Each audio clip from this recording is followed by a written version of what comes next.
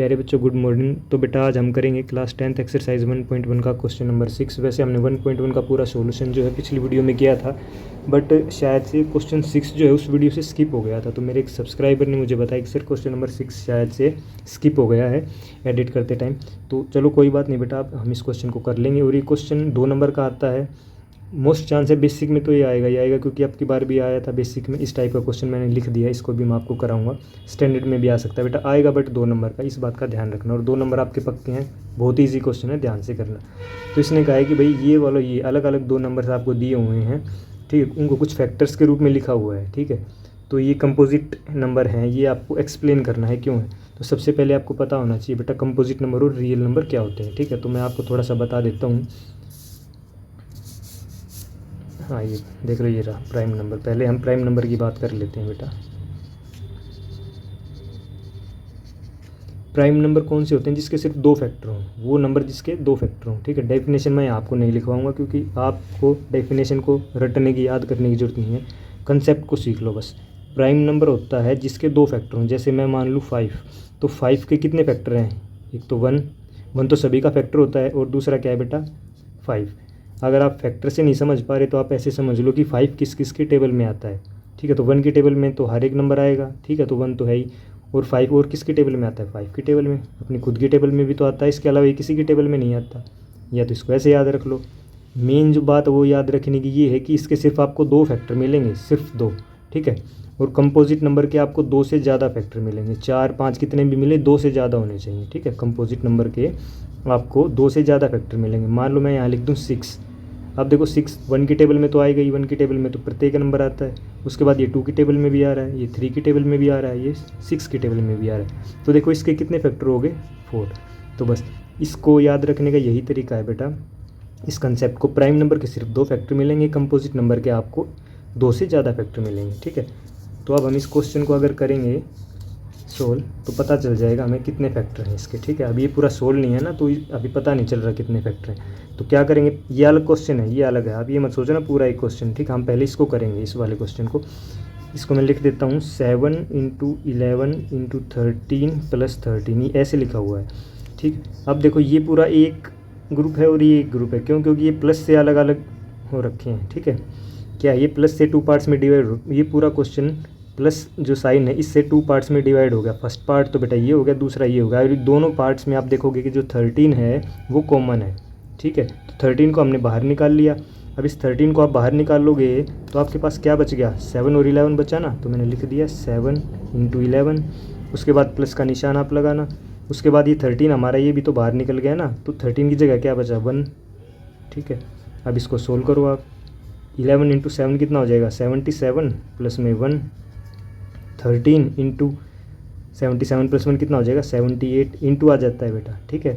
जब भी कोई नंबर हो उसके बाद ब्रैकेट स्टार्ट, उसके अंदर कोई भी नंबर हो तो मतलब क्या है, वे दोनों आपस में क्या है? मल्टीप्लाई है। इसलिए आप हमने क्या लगा दिया? मल्टीप्लाई का यहाँ पे निशान लगा दिया।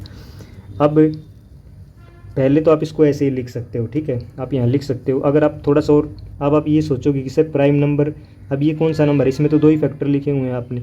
आप अब ध्यान से देखो, इसको 1 तो है ही ना, 1 तो हम सभी का मान सकते हैं। तो 1 × 13 × 78 में लिखूंगा तो 2 से ज़्यादा हो गए, ठीक है। इसको आप इतना आगे तक सोल्व कर सकते हो, कोई दिक्कत नहीं है, ठीक है। बाकी एनसीईआरटी की बुक में आपको यहीं से ऐसे ही लिख देगा कि इसके जो हैं 6 जो भी कौन कौन से, हाँ 13 और 78 इसके फैक्टर हैं, so it's a composite number. But आप अपने लिए आपको दिख जाएगा आराम से, तो आप 1 भी इसको ऐड कर सकते हो इसमें, ठीक है। तो अब आपको साफ दिख रहा है कि भाई हमने जब इसको सोल्व किया तो इसके 3 फैक्टर आए। एक तो एक है, एक 13 है, एक 78, और 78 के भी और ज़्यादा फैक्टर हो सकते हैं, ठीक है। बट ज़्यादा लिखने की आपको ज़रूरत नहीं है, ठीक है। अगर आप दिस एक्सप्रेशन अगर आप लिखना चाहो तो this expression has more than 2 factor, ठीक है। More than 2 factor, more than 2 factor, so it is a composite number. इतना लिख के छोड़ दो बेटा, ठीक है। मैं आपको सिंपल लैंग्वेज में पढ़ाने की कोशिश करता हूँ, आप खुद बना के खुद लिख लो। ऐसा जरूरी नहीं है एनसीईआरटी में जैसा लिखा है वैसा ही याद करके जाओ, ठीक है। एक अपनी तरफ से लगा दिया और बस ऐसे लिख दो कि भाई ये जो एक्सप्रेशन है इसके 2 से ज़्यादा फैक्टर हैं, तो इसका मतलब ये कंपोजिट नंबर है, ठीक है। और कुछ ज़्यादा वो करने की जरूरत नहीं है आपको। अब आ जाओ इसमें, इसको भी मैं लिख लूँ एक बार, 7 into 6 into 5 into 4 into 3 into 2 into 1 plus में 5, ऐसे लिखा हुआ है ये, ठीक है। अब आप ध्यान से देखोगे तो ये पूरा क्वेश्चन 2 पार्ट्स में डिवाइड हो गया प्लस से, ठीक है, ठीक है, क्योंकि मल्टीप्लाई वाले जितने भी नंबर हैं बेटा, ये मल्टीप्लाई करोगे तो एक ही नंबर आएगा, वो कितने भी डिजिट का हो, 4 डिजिट का 5 डिजिट का नंबर तो एक ही आएगा ना, तो ठीक है, तो ये 2 नंबर हो जाएंगे इस टाइप से, इसलिए प्लस माइनस ये प्लस है, तो ये पूरा जो एक्सप्रेशन है 2 पार्ट्स में मेरा डिवाइड हो गया, एक तो इसमें और एक इसमें। अब इन दोनों में देखो क्या कॉमन है, 5 तो यहाँ भी आ रहा है और 5 ये रहा, तो 5 को मैं निकाल लूँगा बेटा बाहर, ठीक है।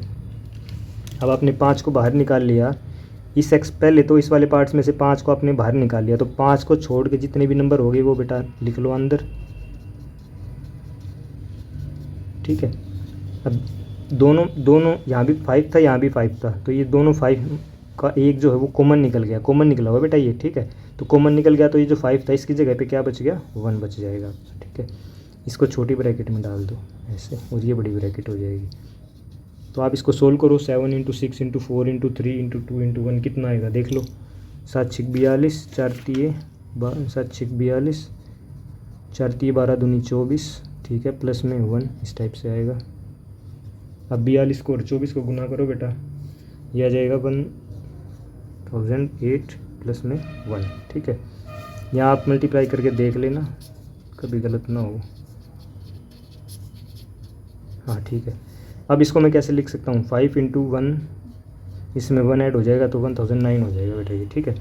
अब इसमें इसको भी बिल्कुल एज इट इज़ कर सकते हो आप, ठीक है। इसको थोड़ा सा आगे बढ़ा के आप क्या लिख सकते हो, 1 इंटू 5 इंटू 1009, ठीक है बेटा। अब आगे आपको यही एक्सप्रेस सेम यही बात लिखनी है आपका क्वेश्चन, ठीक है। 2 नंबर आपके पक्के हो गए, बिल्कुल ईजी है।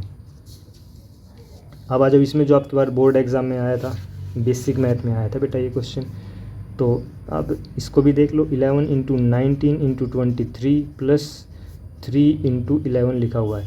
आपकी बार इसने कहा है नोट एक प्राइम नंबर, देखो आपको पजल करना चाह रहा है, वहाँ लिख दिया था भाई ये कंपोजिट नंबर एक्सप्लेन करो, इसने कहा ये नोट ए प्राइम नंबर, अब प्राइम नंबर नहीं है तो मतलब कंपोजिट नंबर ही है, बिल्कुल सेम क्वेश्चन है, ठीक है।